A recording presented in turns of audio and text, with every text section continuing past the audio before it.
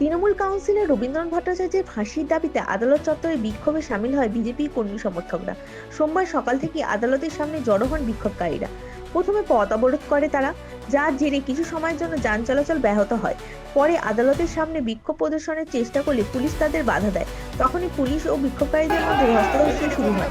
পরিস্থিতি উত্তপ্ত হয়ে উঠলে ঘটনাস্থলে মোতায়েন করা হয় অতিরিক্ত পুলিশ বাহিনী। শেষ পর্যন্ত পুলিশের হস্তক্ষেপে পরিস্থিতি নিয়ন্ত্রণে আসে।